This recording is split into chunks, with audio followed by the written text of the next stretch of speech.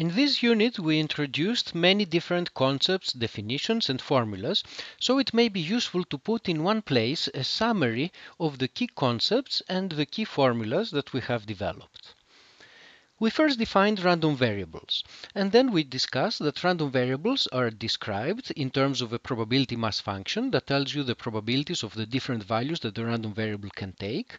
And for the case of multiple random variables, we may use a joint probability mass function.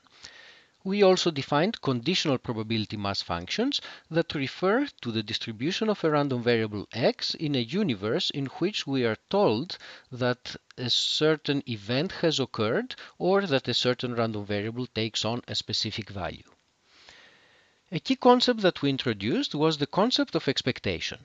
We defined the notion of the expected value of a random variable, but if we are given some information, then we are transported to a conditional universe and we calculate the so-called conditional expectation that takes into account the information that we have available. And this calculation makes use of the corresponding conditional PMF of x given an event or given the value of another random variable. The main facts about expectations were the following. We have the expected value rule for calculating the expectation of a function of one or multiple random variables without having to calculate the distribution of this function of random variables. Instead, we can do the calculations directly using the original PMF of the original random variables. And once more, we have conditional versions of the expected value rule that take the same form, except that we need to use conditional PMFs when we carry out the calculations. The second important fact about expectations is that they are linear. If we have a linear function, let's say of two random variables, then the expected value of this linear function is the same linear function of the expectations. Another concept that we introduced was the variance of the random variable that measures the dispersion or the spread of the distribution of a random variable. And if we're talking about a conditional universe where we're given some information, then we have the conditional variance given that an event has occurred or given that a random variable takes a specific value.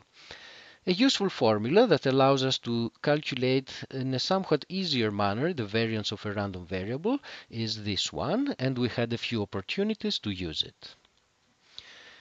Now, an important concept about random variables is the notion of independence. And independence basically means that the joint PMF factors out as a product of marginal PMFs. This is the mathematical definition. The intuitive definition would be that information about one of the random variables gives us no information about the values of the other random variable. Now, independence has some interesting, nice mathematical consequences. In particular, if x and y are independent, the expected value of the product is the product of the expectations, and the variance of the sum is equal to the sum of the variances. Then we extended some of the basic skills that we had introduced earlier in this course, the multiplication rule and the total probability theorem. Here are two formulas of this kind that are exactly the same as the analogous formula that we had for probabilities, except now that they're written in PMF notation. So the multiplication rule tells us that the probability of several things happening is the product of the probability that one thing happens times the probability that the second thing happens given that the first happened times the probability that the third event happens given that the first two events have happened. And the total probability theorem allows us to calculate the probability of an event happening by considering different scenarios, different values of y in this context, looking at the probability of the event of interest under each one of the different scenarios, and forming a weighted sum where the weights are the probabilities of the different scenarios. An extension or variation of the total probability theorem is the so-called total expectation theorem. It is an analogous result, but now we deal with expectations.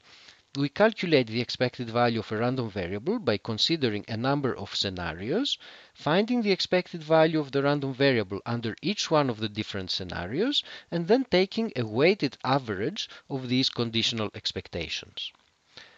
And finally, in the process of developing all those concepts, we introduced a few special random variables and PMFs and did some calculations with them. For example, calculate their means, variances, or derive certain properties that they had. And this is the list of the types of random variables that we introduced. In the next unit, we're going to see counterparts of all these facts and properties, but now in the context of continuous random variables.